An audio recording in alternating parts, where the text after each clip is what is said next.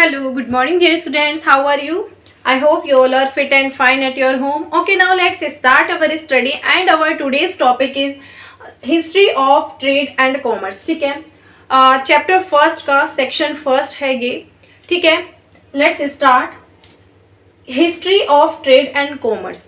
It means हमारे ancient India में trade और कॉमर्स की हिस्ट्री क्या है. क्या उस टाइम में भी हमारा जो बिजनेस है वो दूसरे कंट्रीज के साथ होता था या नहीं होता था तो कैसे होता था. ठीक है, तो इसी चीज़ों को हम यहाँ इस सेक्शन में रीड करेंगे. देखिए बच्चे, आई हैव रिटन हेयर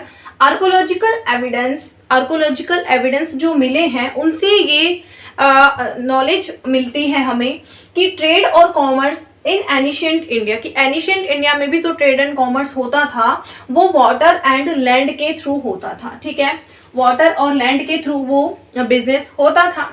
और उस टाइम में जो कॉमर्शियल सिटीज थी हमारी, हड़प्पा एंड मोहनजोदाड़ो, ठीक है, ये कमर्शियल सिटीज थी और इनके कमर्शियल कनेक्शन मेसोपोटामिया के साथ में थे.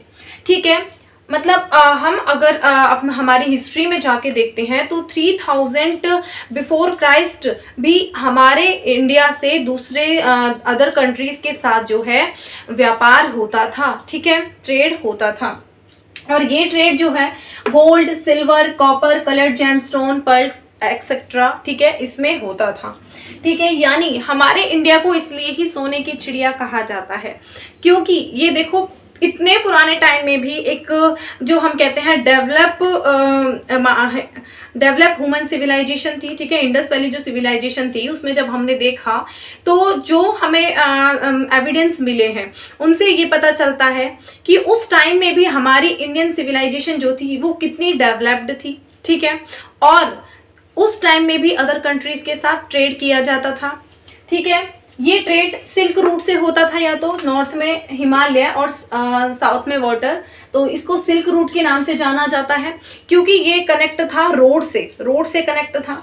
ठीक है, और एक मैरीटाइम रूट बोला जाता है, वो ईस्ट से वेस्ट तक था. इसे मैरीटाइम रूट्स या स्पाइस रूट कहा गया है. स्पाइस रूट इसलिए कहा गया है क्योंकि मेनली इस रूट से जो है स्पाइस का ट्रेड किया जाता था. ठीक है, आपने सुना होगा कि हमारे जैसे एक क्वेश्चन आता है हमारे इंडिया की खोज किसने की, तो उसमें आंसर आ जाता है वास्को डी गामा ने.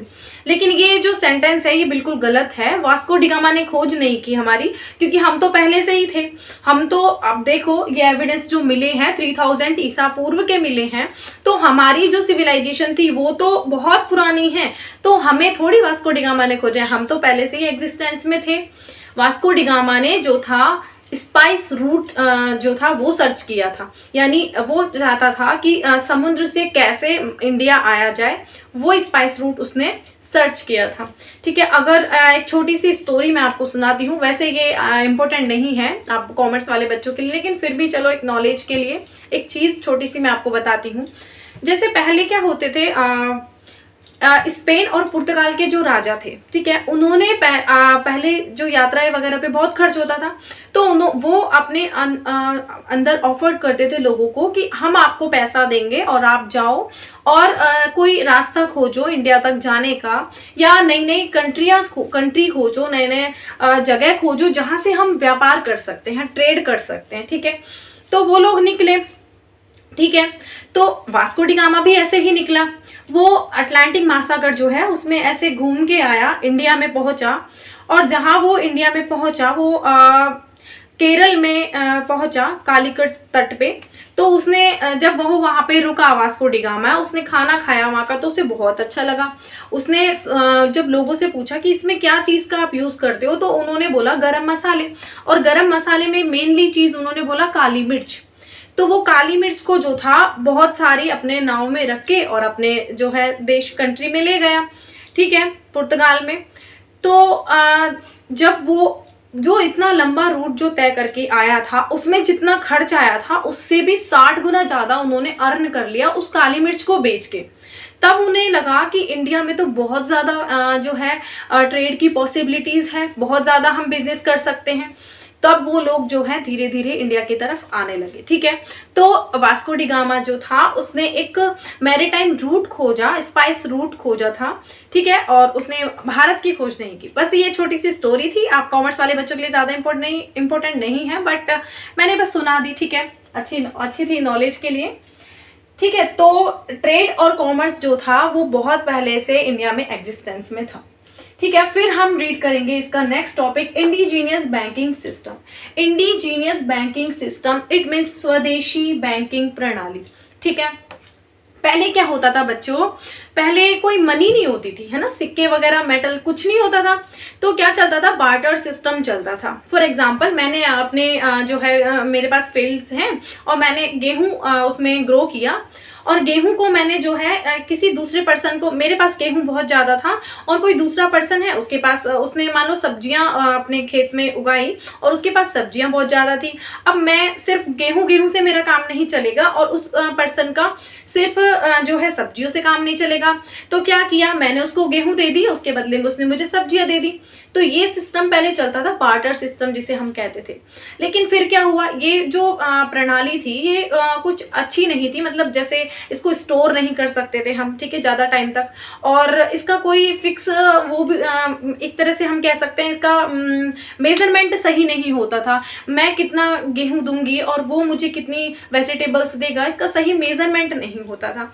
तो इसके लिए क्या करे, राजा महाराजा जो थे उन्होंने अपने मेटल्स के सिक्के चलाए, उस पर उन्होंने अपनी फोटो लगा दी। ठीक है, जैसे आजकल के नोटों में गांधी जी की फोटो आती है, तो इसी तरह उन्होंने एक मेटल के सिक्के चलाए, उस पर अपनी फोटोज लगा दी, तो वो सिक्के प्रचलन में आए। ठीक है, तब तो इस तरह से जो है मनी एक्सचेंज का सिस्टम स्टार्ट हुआ। ठीक है, इस तरह से धीरे धीरे मनी एक्सचेंज का सिस्टम स्टार्ट हुआ। तो हम देख सकते हैं indigenous banking system, medium of exchange metal coins. ठीक है, मेटल कॉइन्स जो थे वो एक्सचेंज का मीडियम बन गए। ठीक है, next is hundis and chittis. Hundis और चिट्टीज चली, ये क्या होती थी, credit buying and selling of goods.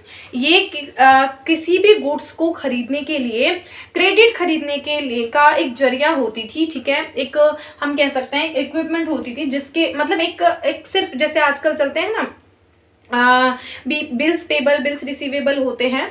ठीक है, उसी तरह का एक मान लो एक नोट होता था, रिटर्न नोट, उसमें लिखा, जैसे आजकल लिखा होता है कि मैं ग्राहक को इतने रुपए अदा करने का वचन देता हूँ, लिखा होता है ना नोट पे। तो इसी तरह हुंडीज और चिट्टीज पे भी लिखा होता था कि कोई जो पर्टिकुलर बंदा है उसको इतने अमाउंट का पे करना है। तो इस तरह के एक हम कह सकते हैं एक क्रेडिट लेटर होते थे। ठीक है, उससे कोई भी गुड्स और सर्विसेज जो थी वो क्रेडिट में बाय और सेल की जा सकती थी। ठीक है, वो हुंडीज होती थी, इनका प्रचलन हुआ। उसके बाद next is sets and bankers. ठीक है, सेट्स और बैंकर्स का जो है उनका प्रचलन हुआ, सप्लाइंग मनी फॉर, सॉरी ये रब हो गया है यहाँ से, फॉर प्रोड्यूसिंग,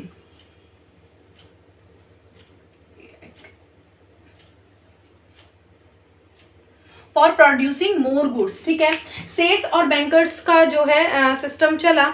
ये सेट्स और बैंकर्स क्या होते थे, जो मनी का सप्लाई करते थे ज़्यादा से ज़्यादा गुड्स को प्रोड्यूस करने के लिए। ठीक है, जैसे आपके साहूकार वगैरह आपने सुना होगा पहले होते थे, तो वो लोग क्या करते थे, अपने पास जैसे वो लोगों को ऋण देते थे। ठीक है, क्रेडिट में मनी देते थे, तो जब जैसे, लेकिन वो बहुत ज़्यादा जो है ब्याज लेते थे। ठीक है, इंटरेस्ट, जैसे अगर हमने उनसे लिया तब तो वो बहुत ज़्यादा इंटरेस्ट हमसे ले लेते थे, लेकिन अगर हम लेकिन उल्टा हो रहा है इसके वे पे। ठीक है, हम उनसे ले रहे हैं तब तो वो हमसे बहुत इंटरेस्ट लेंगे, लेकिन अगर हम उनको दे रहे हैं तो वो इंटरेस्ट नहीं देते थे। लेकिन ऐसा होता नहीं था कि वो हमें दे, कुछ संपन्न परिवारों के लोग होते थे जो ये वर्क करते थे, और एक तरह से वो बहुत ज़्यादा शोषण होता था, उनका एक्सप्लॉयटेशन होता था बहुत ज़्यादा, इससे किसानों का और जो वर्कर्स वगैरह थे उनका।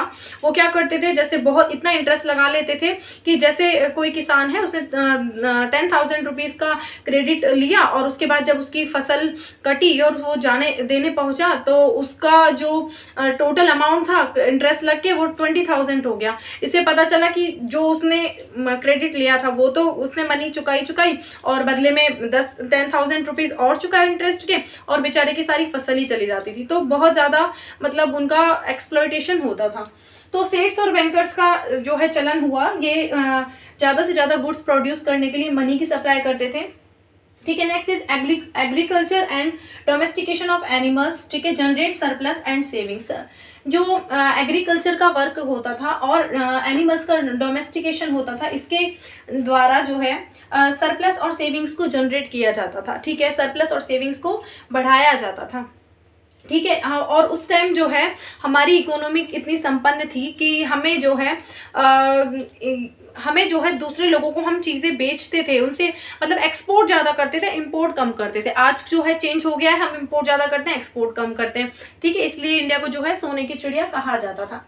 Next is engage in other activities. जो हमारे ये वर्कर्स और जो फार्मर्स वगैरह थे, ये अदर एक्टिविटीज़ में भी इंगेज रहते थे, जैसे weaving, making clay pots, cottage industries, इसमें भी ये लोग हैं जो बिजी रहते थे। Able to raise 2-3 crops in a year.